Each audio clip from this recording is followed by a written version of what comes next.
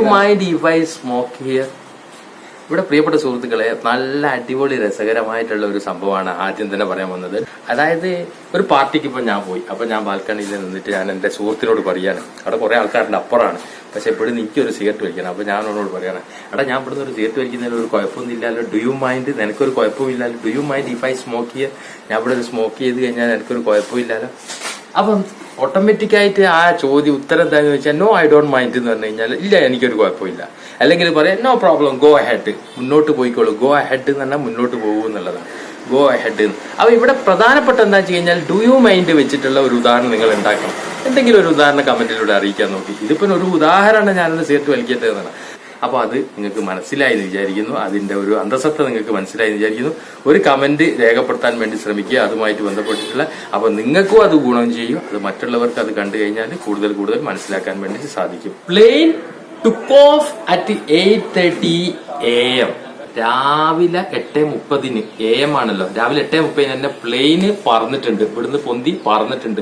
Took off, അതായത് take ഓഫിന്റെ past tense took off. Took off, take off എന്ന് പറഞ്ഞു കഴിഞ്ഞാൽ എന്താണെന്ന് വെച്ച് കഴിഞ്ഞാൽ ഒരു വിമാനത്തിന്റെ കേസിലാണെന്നുണ്ടെങ്കിൽ താഴത്തുനിന്ന് പൊന്തി പറക്കുന്നതിനാണ് ടുക്ക് ഓഫ് എന്ന് പറയുന്നത്. അപ്പൊ പ്ലെയിൻ ടേക്ക് ഓഫ്, അതായത് took off, plane took off at 8:30 AM പറഞ്ഞിട്ടുണ്ട്. ഇനി ടേക്ക് ഓഫിന് വേറൊന്നും കൂടി പറയാണ്ട്. ടേക്ക് ഓഫ് എന്ന് പറഞ്ഞു കഴിഞ്ഞാൽ ഷർട്ട് അയക്കുക, ഷൂ അയക്കുക, അതിനൊക്കെ ടേക്ക് ഓഫ് എന്നാണ് പറയുക. ടേക്ക് ഓഫ് എന്ന് പറയാം. Please take off your shoes before you enter into the room. റൂമിലേക്ക് കടക്കുന്നതിന് മുമ്പ് തന്നെ നിങ്ങൾ ഷൂ ഒന്ന് അയച്ച്, ദയവ് ചെയ്ത് ഒന്ന് അയച്ചു വെക്കണം. അയക്കുക എന്നുള്ള, റിമൂവ് ചെയ്യുക, അയക്കുക, ഷർട്ട് അയക്കുക. Take off my shirt, take off your shirt. അല്ലെങ്കിൽ അത് പറഞ്ഞാൽ മനസ്സിലായില്ലേ? ഈ പ്ലീസ് ടേക്ക് ഓഫ്. നിത്യജീവിതത്തിൽ സംഭാഷണത്തിൽ പല പല സന്ദർഭങ്ങളിൽ വരുന്ന സാധനം പറഞ്ഞു തരുന്നത്. Please take off your shoes, please ഒന്ന് അയച്ചു വെക്കും, ഷൂ അയച്ചു വെക്കും.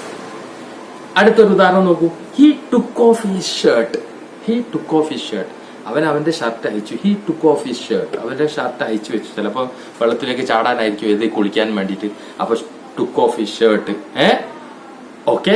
അപ്പൊ ടേക്ക് ഓഫിന് രണ്ട് തരത്തിലുള്ള അർത്ഥം വരുന്നത്. വിമാനത്തിന്റെ കേസ് പറഞ്ഞു, പിന്നെ നമുക്ക് നിത്യജീവിതത്തിൽ ഉപയോഗിക്കുന്ന take off shoes, shirt, coat, അങ്ങനെയൊക്കെയുള്ള റിമൂവ് ചെയ്യുക, ഒഴിവാക്കുക, അത് അയച്ചു വെക്കുക, നീക്കം ചെയ്യുക, അതിനൊക്കെ വേണ്ടിയിട്ടാണ് ടേക്ക് ഓഫ് എന്ന് പറയുന്നത്. പറഞ്ഞു മനസ്സിലായില്ലേ?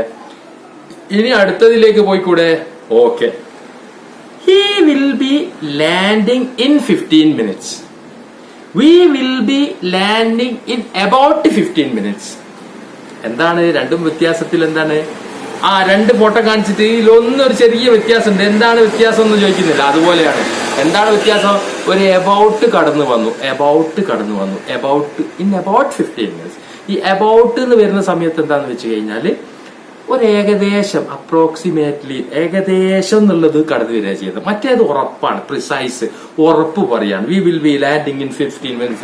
നമ്മൾ 15 മിനിറ്റ് കൊണ്ട് ലാൻഡ് ചെയ്യുമെന്നാണ് പറഞ്ഞിരിക്കുന്നത്. മറ്റേത് എന്താന്ന് വെച്ച് കഴിഞ്ഞാൽ V will be landing in about 15 minutes. നമ്മൾ ഏകദേശം 15 മിനിറ്റ് കൊണ്ട് നമ്മൾ ലാൻഡ് ചെയ്യുന്നതായിരിക്കും.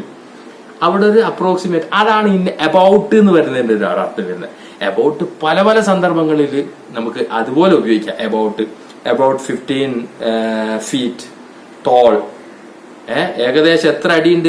about 6 feet tall. ഏകദേശം 6 അടി നീളമുണ്ട്. അല്ലെങ്കിൽ പലതരത്തിൽ എബൌട്ട് അവിടെയാണ് കടന്നു വരുന്നത്. ഒരു അപ്രോക്സിമേറ്റ്, ഏകദേശം എന്നുള്ളതിലാണ്. അടുത്ത ഉദാഹരണം നോക്കൂ. വേറെ പല ഉദാഹരണങ്ങളുണ്ട് എബൌട്ട് വെച്ചിട്ട്. അതാണ് ഞാൻ ഇവിടെ എഴുതിയിരിക്കുന്നത്. ഐ ആം ടോക്കിംഗ് അബൌട്ട് സെൻഹാർ. ഞാൻ സെൻഹാറിനെ കുറിച്ചാണ്, അവിടെ അതിനെ കുറിച്ചാണ് എന്നുള്ളത്. അബൌട്ട് സെൻഹാറിനെ കുറിച്ചാണ്. നേരത്തെ മറന്നു പോണ്ടേ. In 15 minutes, in about 15 minutes, about കടന്നു വരുന്നതോടുകൂടി അബൌട്ട് 15 minutes ഒരു ഉദാഹരണം മാത്രം ഇതാണ്. പല തരത്തിലുള്ള കാര്യങ്ങൾ ഈ അബൌട്ട് എന്നുള്ളത് കടന്നിട്ട് വരാൻ ചാൻസ് ഉണ്ട്, വരും. ഓക്കെ. എത്ര മണിക്കാണ് ഈ ഓഫീസിൽ നിന്ന് വൈകുന്നേരം ഇറങ്ങുക?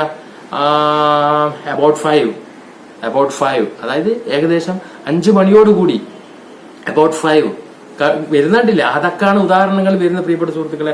അപ്പൊ അടുത്ത ഉദാഹരണങ്ങൾ ഞാൻ ഇവിടെ എഴുതിയിരിക്കുന്നത്. ഐ ആം ടോക്കിംഗ് അബൌട്ട് സെൻഹാറിനെ കുറിച്ചാണ് ഞാൻ സംസാരിക്കുന്നത് എന്നുള്ളത്. ഐ ആം ടോക്കിംഗ് അബൌട്ട് സെൻഹാർ. ഐ ആം വെറീഡ് അബൌട്ട് സെൻഹാർ. I am worried about you. എന്നെ കുറിച്ചാണ് എനിക്ക് പ്രയാസം, വിഷമോ. അങ്ങനെയൊക്കെ പറയുന്നില്ല. അവിടുത്തെ അബൌട്ട് അങ്ങനെയാണ് വരുന്നത്. പല പല ഇത് സന്ദർഭങ്ങളിൽ നമ്മൾ ഉപയോഗിക്കുകയാണ് കേട്ടോ. ഉദാഹരണം നോക്കൂ, there are about 50 students in the class. ഏകദേശം 50 കുട്ടികളോളം. ഉറപ്പായിട്ട് പറയുന്നത് ചിലപ്പോൾ 51 ആയിരിക്കും, 52 ആയിരിക്കും, ചിലപ്പോൾ 48 ആയിരിക്കും, 49 ആയിരിക്കും. അപ്പൊ അതാണ് ഒരു അബൌട്ട് അവിടെ പറഞ്ഞത്. there are about 50 students in the class. ഉദാഹരണങ്ങൾ ഇങ്ങനെ പറയാണ് അബൌട്ട് വെച്ചിട്ടുള്ളത്. about 50 students in the class. About പറയുന്ന സമയത്ത് തന്നെ ഒരു ഓൾമോസ്റ്റ് കൂടി പറയണം. ഓൾമോസ്റ്റ് എന്ന് പറയുന്ന രണ്ടും ഒന്ന് തന്നെയാണ്. ഏകദേശം I almost finished the project. ഏകദേശം പ്രൊജക്ട് ഞാൻ ഫിനിഷ്ഡ് ചെയ്തിട്ടുണ്ടോ, ഏകദേശം ഓൾമോസ്റ്റ് അതിന്റെ അടുത്തെത്തിയിരിക്കുകയാണ് എന്നുള്ള രീതിയിലാണ്. ഓൾമോസ്റ്റ് ഏകദേശം അതിന്റെ അടുത്തെത്തിയിരിക്കുകയാണ്. വർക്ക് ഫിനിഷ് ചെയ്തിരിക്കുക, എന്റെ പ്രൊജക്ട് ഫിനിഷ്ഡ് ചെയ്തിരിക്കുകയാണ്, പൂർത്തിയാക്കിയിരിക്കുകയാണ്. അപ്പൊ ആ ഓൾമോസ്റ്റും കൂടി കടന്നു വരുന്ന എന്താ വെച്ച് കഴിഞ്ഞാൽ നമ്മുടെ നിത്യജീവിതത്തിൽ ഈ അബൌട്ട് പോലെ തന്നെ കടന്നു വരുന്ന ഒരു സാധനമാണ് ഓൾമോസ്റ്റ് എന്ന് പറയുന്നത്.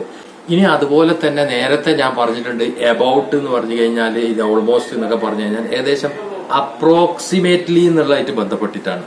അപ്പൊ ഈ പറഞ്ഞതിൽ നിന്നെല്ലാം നമ്മൾ മനസ്സിലാക്കുന്നത് എന്താ വെച്ച് കഴിഞ്ഞാൽ ഈ അബൌട്ട് ആയിക്കോട്ടെ, ഓൾമോസ്റ്റ് ആയിക്കോട്ടെ, പിന്നെ അതുപോലെ തന്നെ എല്ലാം തന്നെ ഒരു അപ്രോക്സിമേറ്റ്ലി ആണെന്നല്ല വരുന്നത്. അപ്രോക്സിമേറ്റ്ലി.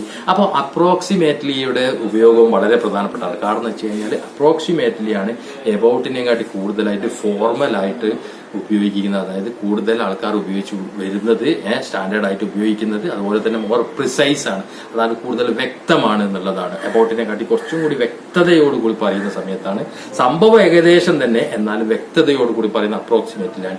പക്ഷെ ഞാൻ ഈ ഫോർമലിനെ കൂടുതൽ ഇൻഫോർമലാണ്. അതായത് ജനങ്ങൾ പ്രാദേശികമായി സംസാരിക്കുന്ന ചില വാക്കുകളും പ്രവൃത്തി ശൈലികളൊക്കെ ഞാൻ ഉപയോഗിക്കാൻ വേണ്ടി ശ്രമിക്കുന്നു. അതിലാണ് കൂടുതൽ ഭംഗി, അതാണ് നമുക്ക് കൂടുതൽ ആവശ്യം വരിക. അപ്പൊ അത്തരത്തിലുള്ള കാര്യങ്ങൾ കിട്ടുന്ന സമയത്ത് അത്തരത്തിലുള്ള പെട്ടെന്ന് ഗ്രാബ് ചെയ്ത് പെട്ടെന്ന് പഠിച്ച് അത് പ്രാക്ടീസ് ചെയ്തിട്ട് കൊണ്ടുവരാൻ വേണ്ടി ശ്രമിക്കണം. ഉദാഹരണം നോക്കൂ, it will take approximately 2 weeks to finish the work. It will take, അതായത് അത് എടുക്കും എത്ര, ഏകദേശം ഫിനിഷ് ചെയ്യാൻ 2 ആഴ്ചകളോളം, അപ്രോക്സിമേറ്റ്ലി ഏകദേശം 2 ആഴ്ചയോളം എടുക്കും ഇത് ഫിനിഷ് ചെയ്യാൻ വേണ്ടിയിട്ട്. നമ്മളെ ജോലി ഫിനിഷ് ചെയ്യാൻ വേണ്ടി ഇറ്റ് വിൽ ടേക്ക്, അത് സമയം എടുക്കും. എത്ര, അബൌട്ട് 2 weeks എന്നും പറയാം, പക്ഷെ അപ്രോക്സിമേറ്റ്ലി 2 weeks എന്നും പറയാം. നമുക്ക് വേണമെങ്കിൽ അബൌട്ട് ഒക്കെ പറയണം. It will take about 15 minutes അല്ലെങ്കിൽ 15 days to finish the work. About കടന്നു വരികയാണ് പ്രിയപ്പെട്ട സുഹൃത്തുക്കളെ. നമ്മൾ ഈ അപ്രോക്സിമേറ്റ്ലി പോലെ തന്നെ, അതുപോലെ തന്നെ ഓൾമോസ്റ്റ് കടന്നു വരുന്ന. നേരത്തെ ഉദാഹരണം നോക്കൂ, I almost finished the project. ഏകദേശം ഞാൻ ഫിനിഷ് ചെയ്യാനായിട്ടുണ്ട് കേട്ടോ.